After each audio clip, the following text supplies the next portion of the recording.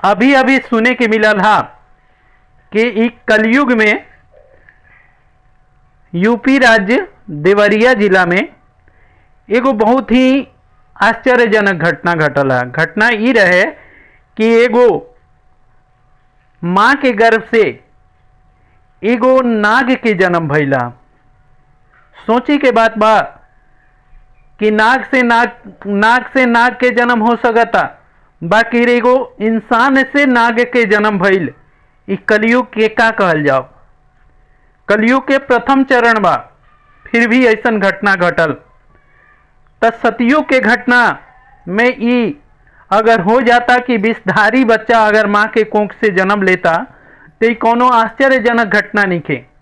आई जा यही बात पर हम रउरा सभी के एगो गोस्वामी शिवचर्चा कथा के माध्यम से एगो बहुत ही सुंदर कथा फिर से लेके आयल बनी।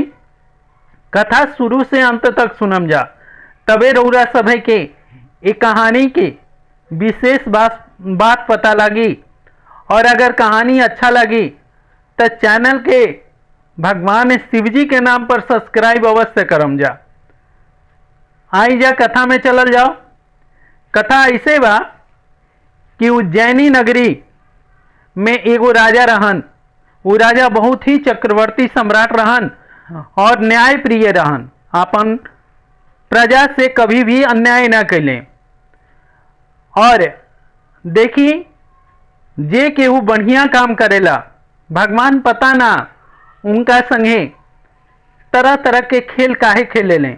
ई तो प्रभु की इच्छा बा। ई राजा के संग भी वैसने घटना घटता कि राजा 7 गो विवाह कर ले। 7 गो पत्नी उनकर बाड़ी जा, बाकी 7 पत्नी के रहते भी उनका राज्य के चलावे वाला उत्तराधिकारी नहीं थे। जौना के चलते उत्तराधिकारी ना रहला के चलते राजा बहुत ही दुखी बाने और अपन गुरु से ये बात के वार्तालाप करें कि ही गुरुजी, हम कौन ऐसा अधामत करी जौना के चलते ये राज्य के उत्तराधिकारी हमरा प्राप्त हो सके। गुरुजी कहले कि हे राजन, अगर रउरा बात मानी तो रउरा पुत्रेष्ठी यज्ञ करी और यज्ञ करम तब भगवान के कृपा से रउरा संतान के प्राप्ति अवश्य हुई। ये तरह राजा अपन गुरु के कहना मान के पुत्रेष्ठी यज्ञ करोने। अग्निदेव प्रसन्न भइले और 7 गो खीर के पात्र देले। खीर के पात्र देले 7 रानी के कि 7 गो बच्चा जन्म लीही। बाकी देखी जा भाग्य केकरा संगे होला।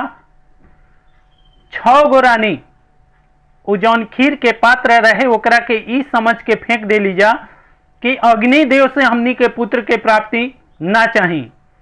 हमनी के पुत्र के प्राप्ति अपन पति से चाही।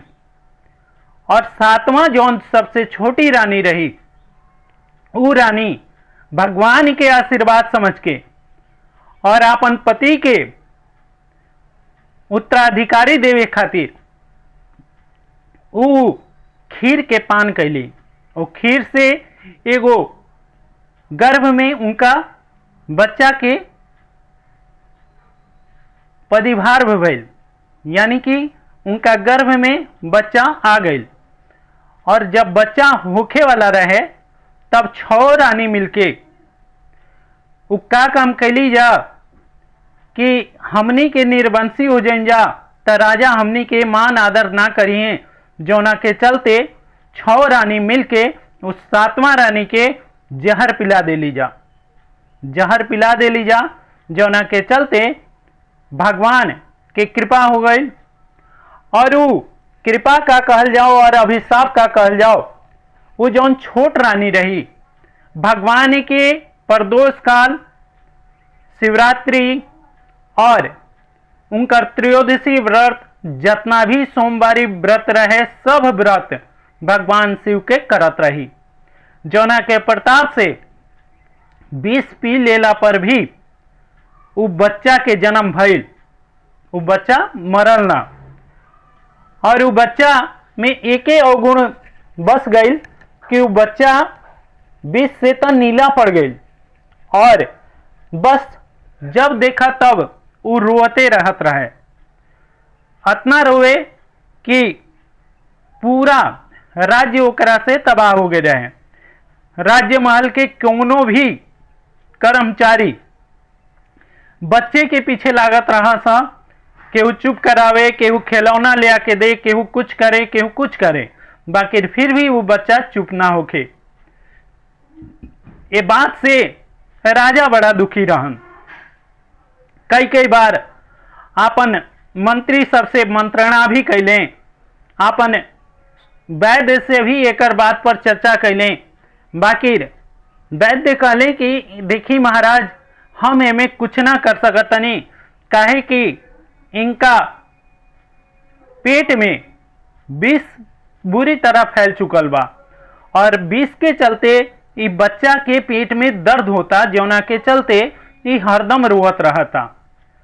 तब आपन मंत्रणा करके पूरा मंत्रिमंडल में और राजा का काम कैले कि ये बात के निर्णय ले ले कि रानी के और वो बालक के राज्य से बाहर निकाल दिया, ताकि राज्य के सुख में कोनो कमी ना आ सके, सब केहू दुखी रहे। ये चलते ये बात के निर्णय भइल और माई बेटा के दोनों जना के देश निकाला दे दिया। देश निकाला जब दे दिया, महारानी, छोटी महारानी अपन बच्चा के लेके बेचारी घर से निकल गेली, महल से निकल गेली और चल देली अपन राज्य के छोड़ के। जब राज्य के छोड़ के चल देली और भगवान शिव के ध्यान धैली और पहुंच गई राज्य से जब बाहर, जब ओइजा गईली जहां चौरास्ता रहे, चौरास्ता पर खड़ा होके ये सोचे लगली भगवान शिव के याद करके कि हे प्रभु, अब हम का करी, कहाँ जाएं, के हमार अब हमरा के रखी, काहे कि हम तो एगो राजरानी हैं और राजरानी होला के चलते हम कोनो कार्यक्रम, कोनो काम भी नहीं जानत कि जौन केहू घरे हम जाके चौका बर्तन भी करी। ये चलते हे प्रभु, अब हमार बेड़ा पार कैसे होई। प्रभु से बार बार प्रार्थना कैला पर भगवान शिवजी अति प्रसन्न भइले और प्रसन्न होके राजा के जौन राज्य के बाहर उखड़ा रही, ओइजा से दूसरा राजा के हद चालू होत रहे, जोना के चलते वो राजा ये बात के चारों तरफ अपन मंत्रिमंडल के बैठौले रहन। वही मंत्रिमंडल में भगवान शिवजी एगो साधु के भेष में अइले और राजा के आदेश देले कि हे राजा, तहरा राज्य के अंतिम छोर पर जहां चौरास्ता बा, ओइजा एगो बच्चा और एगो माता तहरा न्याय के गुहार करतरी। तू जाके और वो बच्चा के और माँ के शरण द और जौन भी ओकर लालसा बा ओकरा के पूरा करब। राजा ये बात के सुन के साधु के और आपन मंत्री के सबके भेजले कि जाके देखा जा कि के बा कि जौन हमरा से न्याय के गुहार करता। जब वो मंत्री और सब सैनिक सब गैलन जा तो देखलन जा कि एगो माता गोद में बालक के लेके और उजा बैठ के रोवत रही चौरास्ता पर। सब मंत्री और सैनिक सब उनका के पकड़ के लेलन जा और पकड़ के ले आके राजा के दरबार में पेश कैलन जा। राजा पूछले कि हे बहिन, तारा का चीज के कमी बा, तू काहे रोवत रू।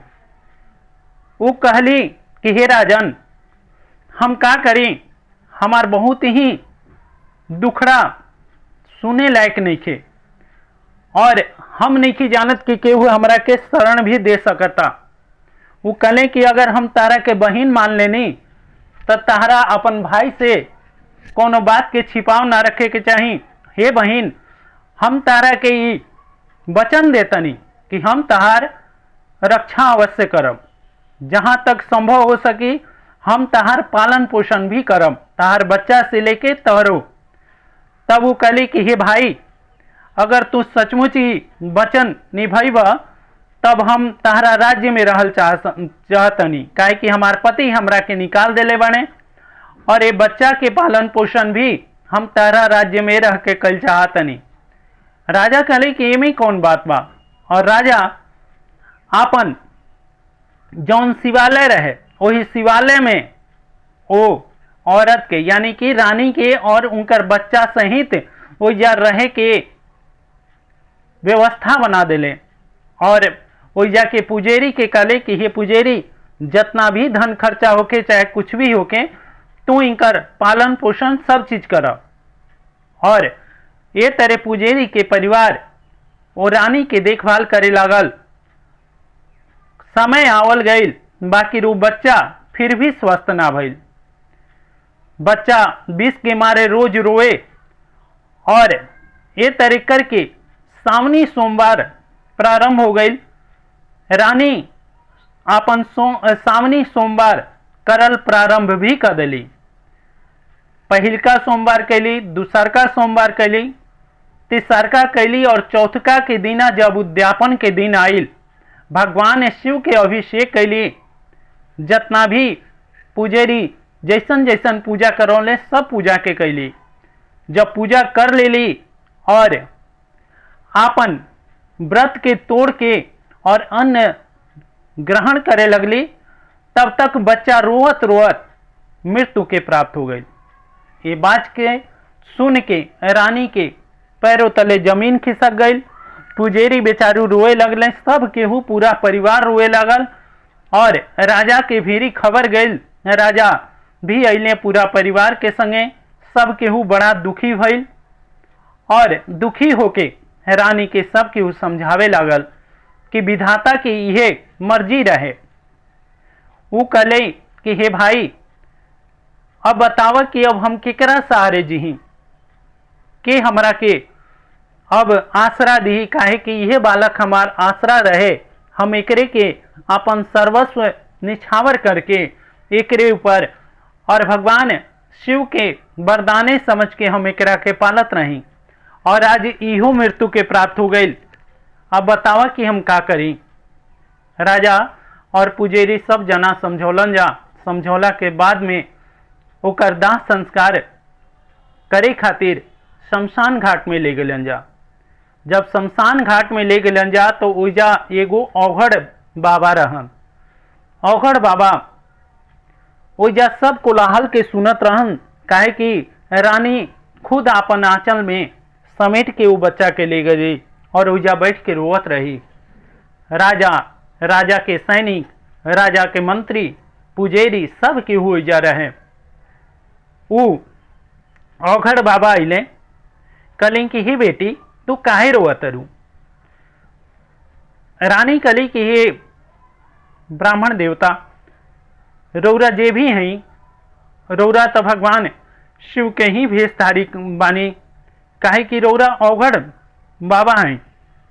वो कहले कि हाँ बेटी, हम औघड़ बाबा ही हैं और यही शमशान में हम निवास करीना। और शमशान में जे आ जाला ओकर सब ताप के भगवान शिव जी हरण कर लेने, काहे कि एजा ले मोह खत्म हो जाला, एजा मोह ना व्यापे। और बेटी तू केकरा मोह में पड़ल बाड़ू, ये बच्चा तहार ना ह, तहार अगर रही तो तहार साथे रहित। आज ये सांस छोड़ गइल बा, यानी कि प्रभु में लीन हो गई, एकर इजे तक अंतिम यात्रा रहे। हे बेटी, तू काहे घबराइल बाड़ू। तब वो कहली कि यह हमार आधार रहे जीवन के, और ये कौनो राज्य के उत्तराधिकारी रहे। हम एकरा के यह सोच के पालत रही कि जहिया ये बड़ हुई अपन पिता के राज्य के उत्तराधिकारी बनी। यही चलते हम आज रोवतनी कि आज हमार राज्य एकरे चलते खत्म हो जाई, केहू भी नाम लेवे वाला ना रही वो राजा के। तब वो कहले कि तू का चाहत रू। वो कहले, वो रानी कहली कि हे औघड़ बाबा, अगर रौरा भगवान शिव के परम भक्त हैं तो कुछ ऐसा करें कि हमार पुत्र फिर से जीवित हो जाओ। कहले कि अगर प्रभु के ये इच्छा बा तो हे बेटी, हम तहारी इच्छा के जरूर पूर्ण करम। और ये तरह करके वो गईले और जाके एगो चिता जलत रहे वो चिता के भस्म ले लें और चिता भस्म के महामृत्युंजय मंत्र के जाप करके और बच्चा के पूरा शरीर पर लगा दे लें।